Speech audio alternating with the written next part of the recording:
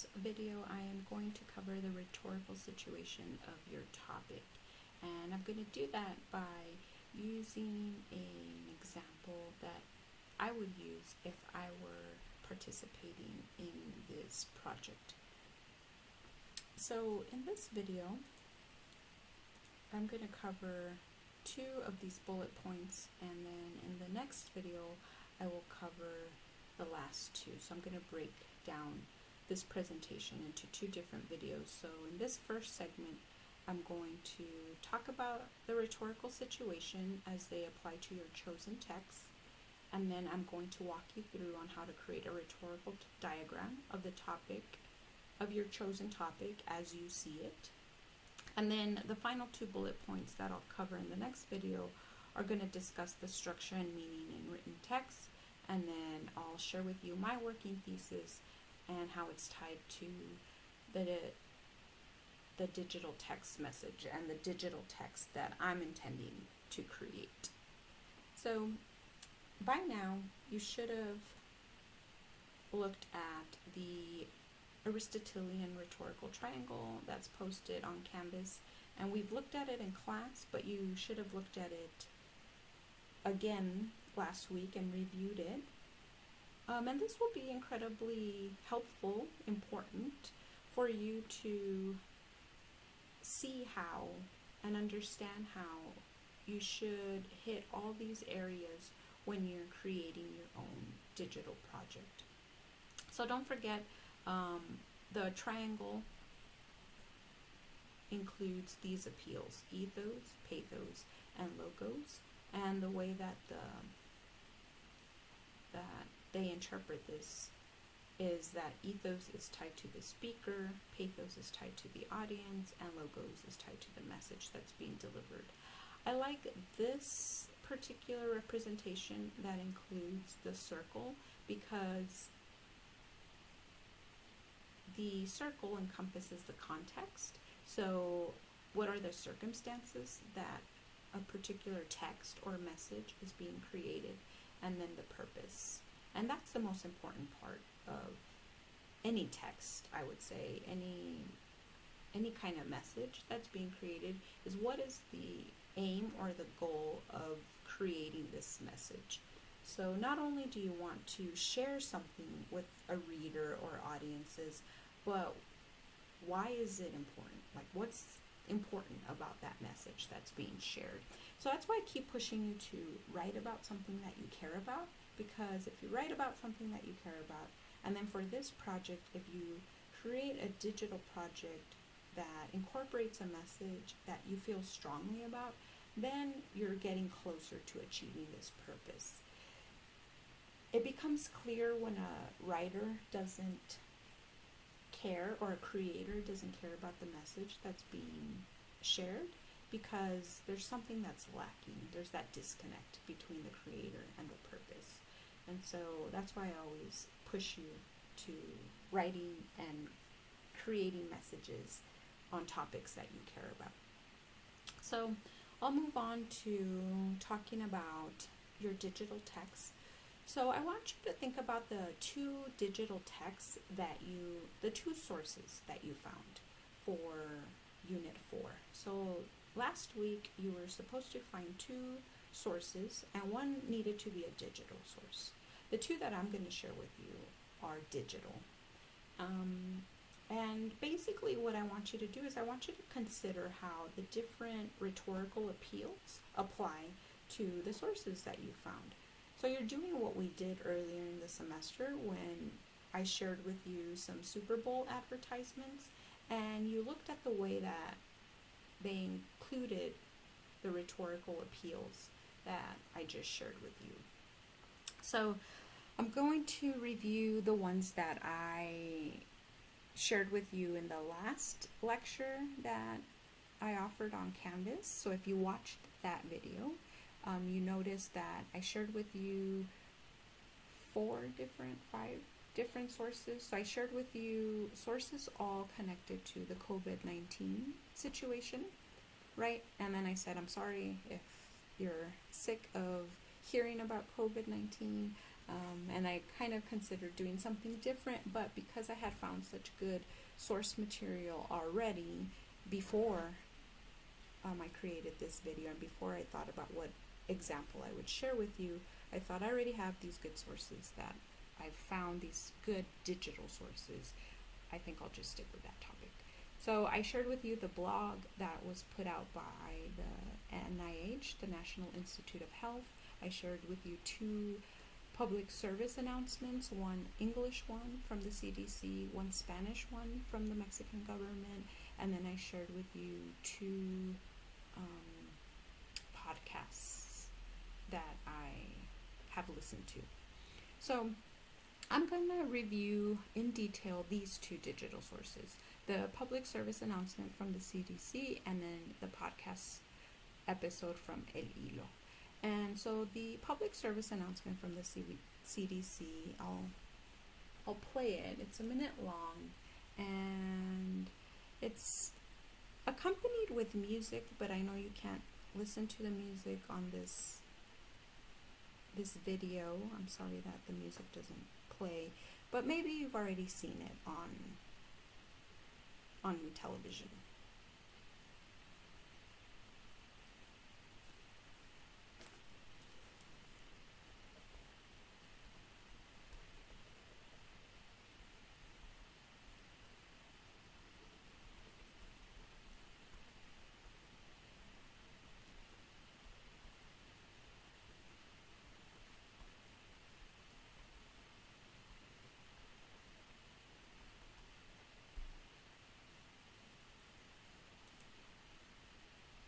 And in that video, like I explained in my last lecture, I wanted you to notice certain aspects about that video. So we'll talk about them as we're reviewing them using the triangle. So this is what I want you to do when you're reviewing your sources. See how your source addresses these different aspects. So the speaker of the video is the CDC, right? The Center for Disease Control. The audience for that video, and so since the CDC, let's go back to the speaker before I abruptly change. So the speaker is important because I know that this is a credible source. I know who's putting the information out there. I know that this is something that the CDC is concentrating on right now. I know that the CDC is a government agency. So not only is the CDC putting out this video, but it's also implying that the government is supportive of this message. And just because this is the CDC, I think this is a very credible source. So we'll go to the message. So the source is creating this message because it wants people to learn more about who is vulnerable to COVID-19, right? And what not only these people should do, but those people that come into contact with these vulnerable people. So I think that this is a very clear message that is answering 2 very specific questions. Who is vulnerable, and what should not only these people do in order to prevent the spread of the disease, but people who come in contact with these vulnerable populations. The audience for this message is people that are included in that vulnerable population, and those people that come in contact with people in that vulnerable population. So it's addressing a wide audience, right? And it's appealing to I guess emotions in a way that it's not only mentioning like who is directly impacted, but those that can also help people in those vulnerable populations. And then it's moving its audience to care about the message immediately. It talks about how this is a problem that's affecting people worldwide. With the image, it has an image of the globe. It's saying how like this is something that is rampant around the world. And so because it's rampant, there's so many different messages that are being shared. So what are the important pieces of information that people should get? And then the announcement moves on to say, who is being affected and what should people who come into contact with those people do. So it moves from like showing why people should care because it's a problem that's affecting so many to what people should do. So it's a very pointed message. And then the context, I think, is obvious, but the circumstances in which this video is created is the problem that's going on right now, the pandemic, right? And the purpose is for people to have the facts of who is affected and what people should do when they come into contact with those people who are affected. I think there's more information now. When this video first came out, it was about a month ago. I think I've seen it playing still, but I think there's more information, more updated information. When it came out a month ago, the idea was that there were certain vulnerable groups, so those groups of people that were over 65, people with underlying disease, like chronic disease, and then people that had weakened immune systems. But now we know that there's cases of people that don't fall into those categories and they become infected as well. So I think there's an update to that message. And going back to audience, I think we should also consider who's part of the unintended audience. So the unintended audience are people, number one, that can't read. So there's a large part of the population that can't read. So people that can't read won't be able to access this information. And I also think that the lack of like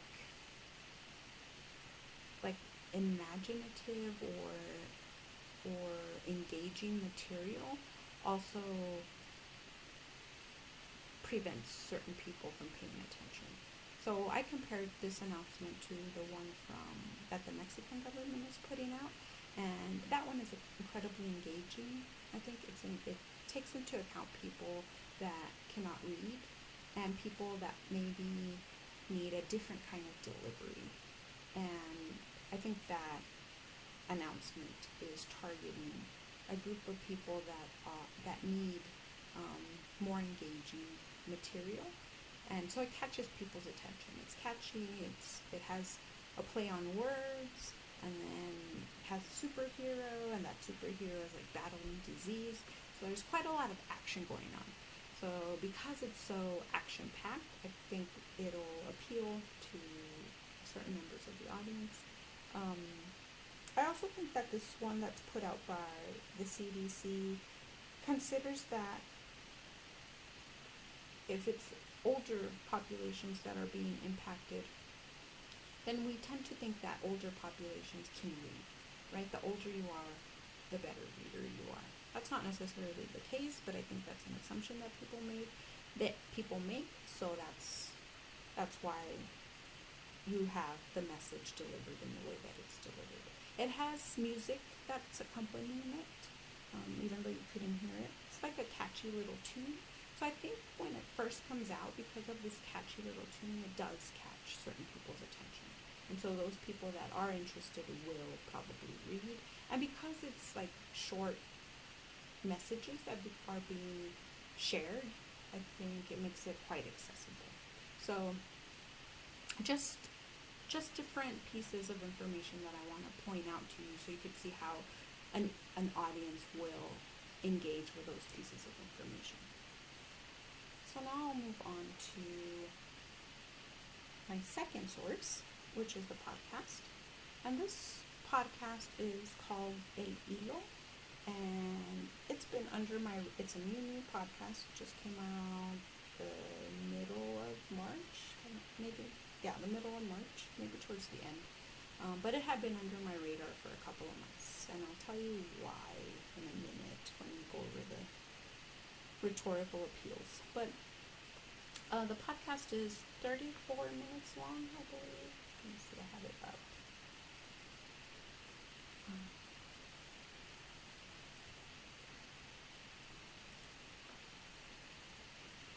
It's 34 minutes long, and it's divided into two sections. And it's first sharing some background information on the coronavirus. They open up by interviewing this epidemiologist. Her name's Zulma Kunkunuva, sorry, and she works at the Imperial College London, but she works at the Imperial College London. She's of Colombian descent, working over there in London, and she gives background information on the virus, and also on how she sees that it's going to impact Latin America. She talks about Latin America's reaction to pandemics in the past. So I believe it was like 10 years ago that Latin America saw the spread of H1N1, and she talks about like the reaction that Latin America had to that, how they were able to control it, what she sees that is going to happen based on that reaction, how she sees that Latin America will control the spread of coronavirus. And she also focuses on how the social fabric in Latin America is so different than in European countries and countries like the US and Canada, meaning that so much of the economy of the average person in Latin America depends on their interactions with other people. So many people are vendors, are some kind of entrepreneurship that deal with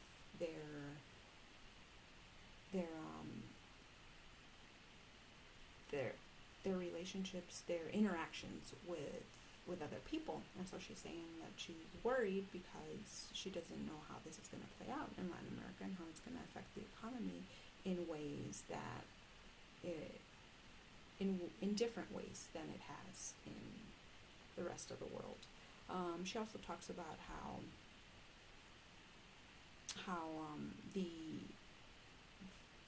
the way that the rest of the world has dealt with it and the shelter in place is not something that's too feasible in Latin America. And then the episode goes on to have this other guest who is a writer for a health and science publication.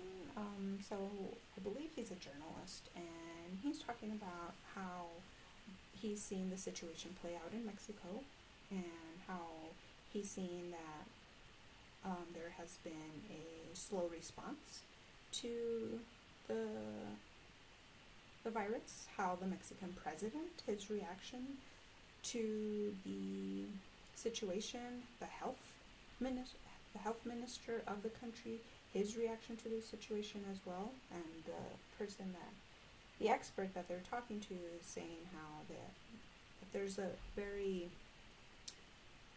indirect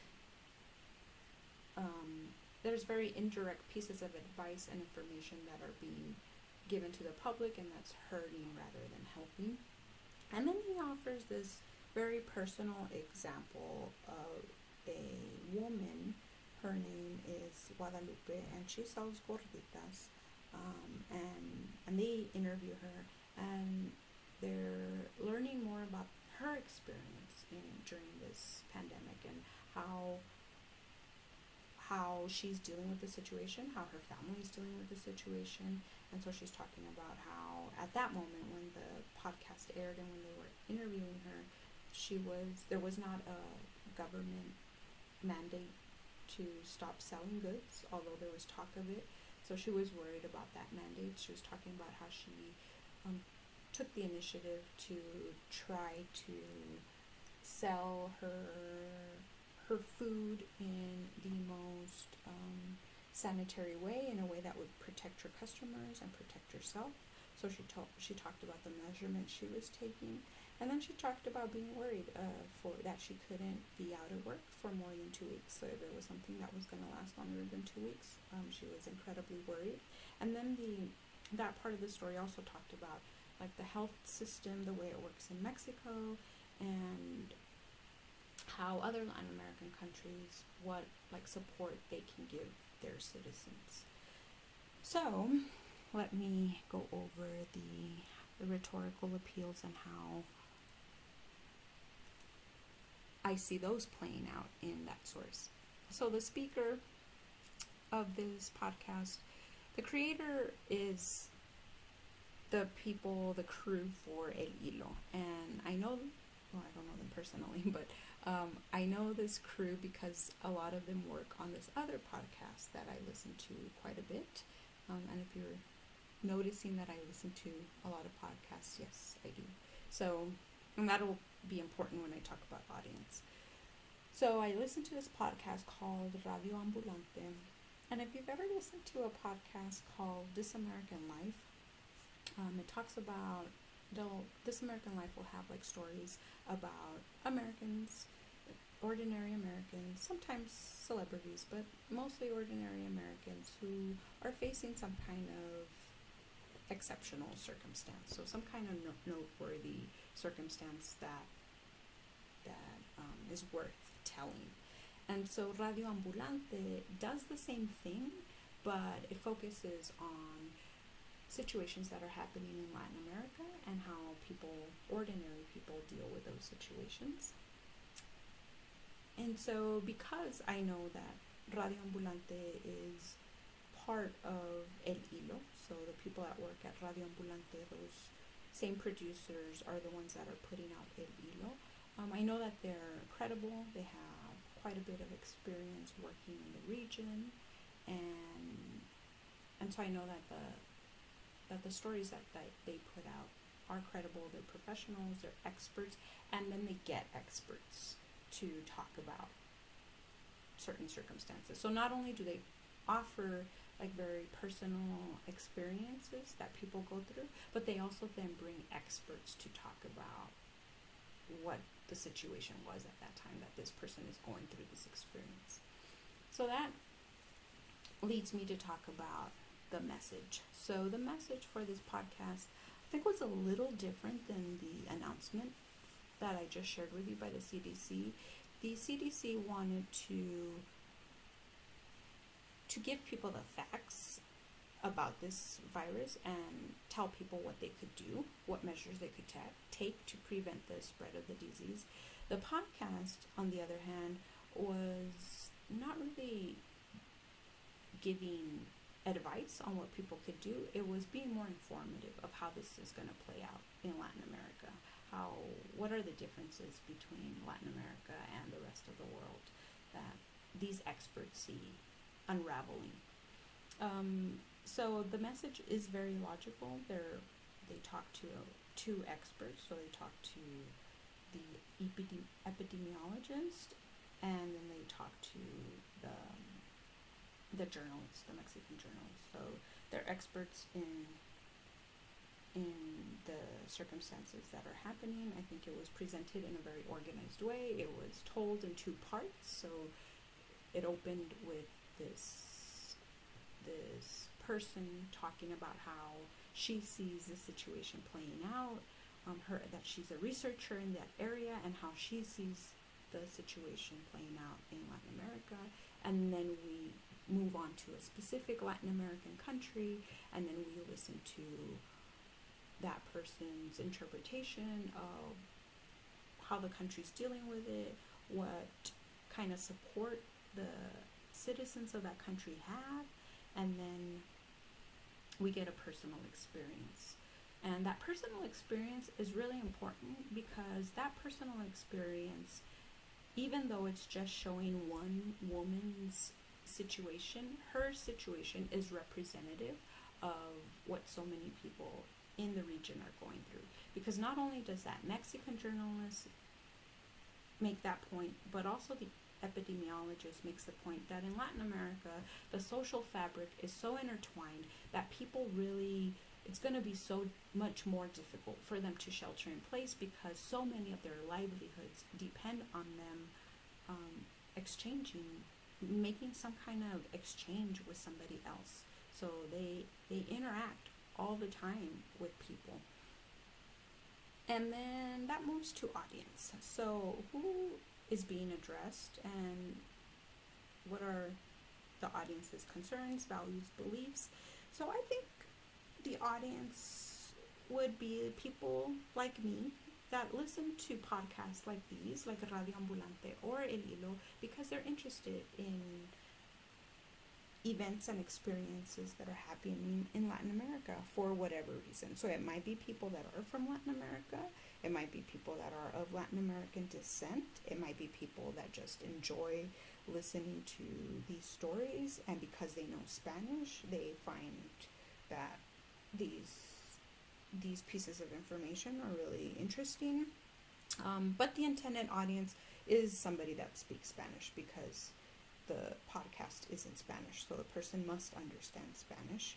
And I think that leads me to talk about who's the unintended audience. So the unintended audience would be a person that doesn't speak Spanish, that's not interested in events that are happening in Latin America, and also people that aren't really fond of podcasts. So people that might not really enjoy getting their information through just audio stories or audio means. That would be a member of the unintended audience. So they probably won't listen to this message. And this is important because sometimes messages are received by people that are part of the unintended audience. And so when you're the creator of something, sometimes you have to consider what happens if my message does reach an unintended audience, especially if those topics that you're talking about are controversial. How can you keep somebody that is part of the unintended audience reading or listening? So that's something worth considering. And let me see the context. So the context of this podcast is similar to the CDC announcement, which is that this is being shared because of the situation that's happening right now with the pandemic. And then the purpose. So the purpose, what is the main goal for creating this message? The main goal is to inform people of how this pandemic is going to affect a certain part of the world. So if you're not in that part of the world, then you're probably not receiving that message very much of how it's going to impact people in Latin America. But I think this podcast does a great job of informing people outside of Latin America of what is happening. And I think if you're in Latin America, this podcast just adds to the credible information that is being shared. So this leads me to talk about how, after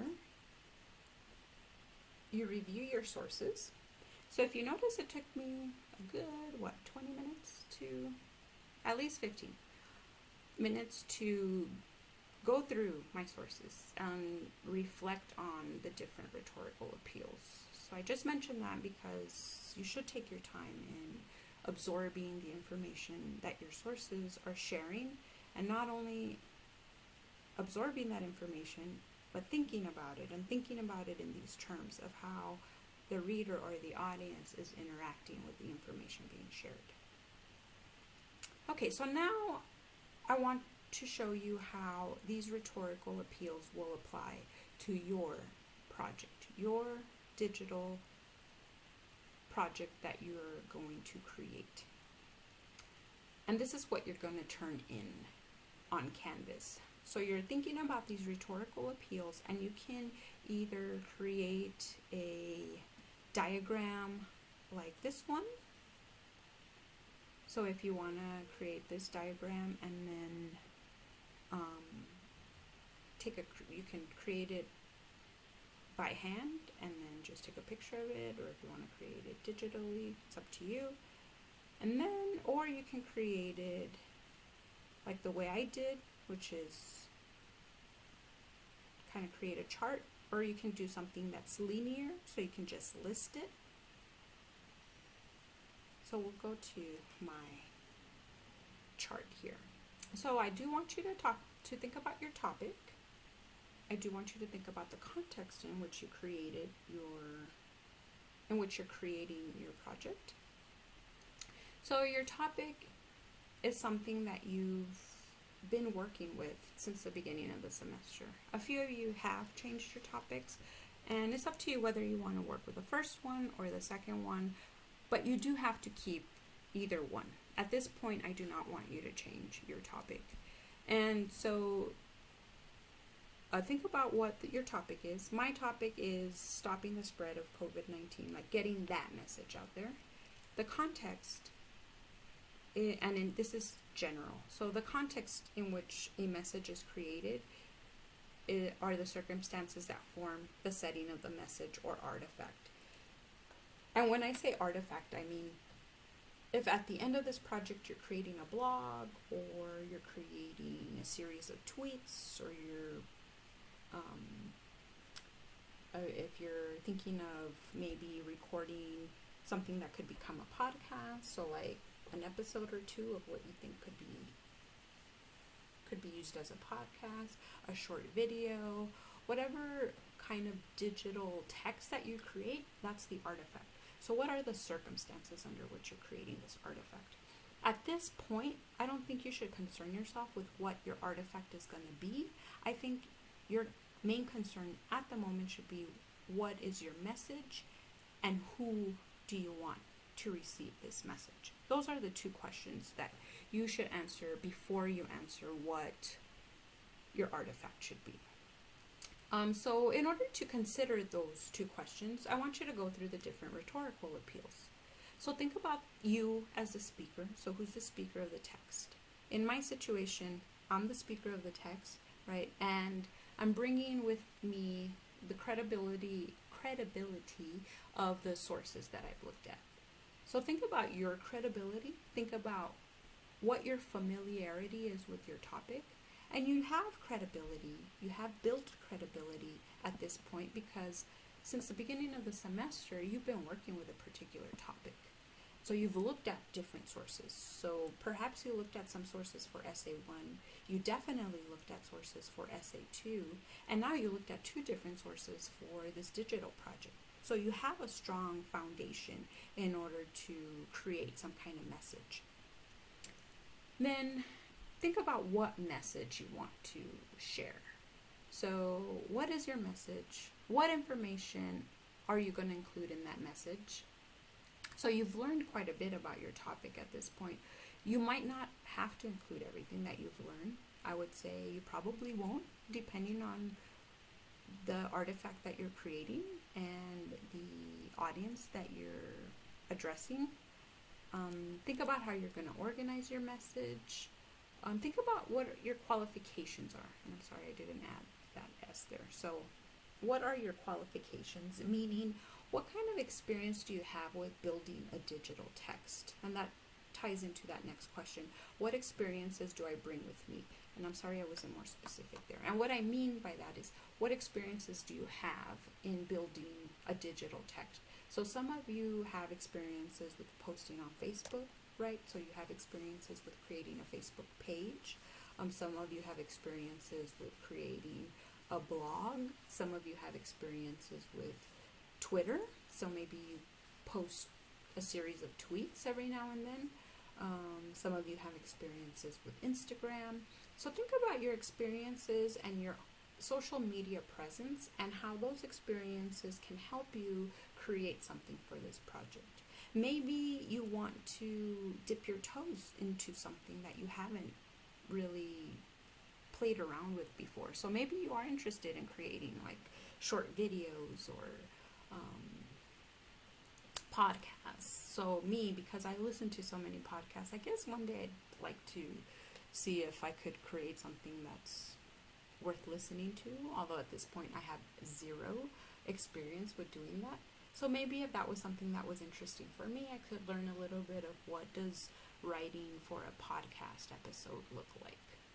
And then your message is closely tied to your audience. Who are you addressing? What are their concerns and beliefs? How can I move my audience to care about my message? So you also have to think about how your audience can interact with your artifact. Think about that message from the CDC, the one that you just saw. Think about who is left out of that message. And if the CDC wanted to reach a whole group of people, they were leaving out quite a few people by not adding narration to their advertisement, to their announcement. And I've seen that announcement with the added narration, and that was really satisfying because I thought, okay, the CDC recognizes that some people need this to be read out loud. So not only does it affect people that aren't literate, but it also affects people that maybe have dyslexia, that maybe have limited literacy.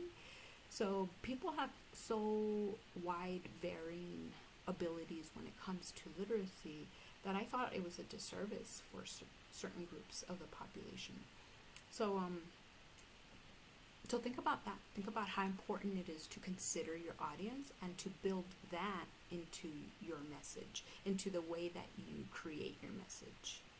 And then finally, consider your purpose. So what is the goal for creating this message? What is it that you want to share? And that ties back to your context. When you think about the message that you want to share, then think about how you're going to share that message, right? Which deals with the artifact, like what kind of artifact are you going to create? So, but that comes maybe towards the end when you're brainstorming and thinking, well, how can I get this message out there? But first comes the purpose, and without meaningful purpose, maybe your message will fall flat. You are in danger of having a message that won't really get out there. So that's why I always encourage you, find something that you're interested in, that you actually do care about, that not only do you want to learn more about, but maybe you want to share that with others. And when you have that, then you have created a situation where you're able to share a meaningful message. So your purpose becomes a lot more relevant and becomes a lot more sincere. Okay, so I want you to think about these different appeals. Think about how they relate to your message. Think about what message you want to put out there. So take a few minutes to think about that. And in the next video, I'm going to share more of my answers to these different questions as they apply to my topic. But before I do that, I want you to think about your topic and what answers you have now before you listen to how I'm answering these questions. Thank you for listening.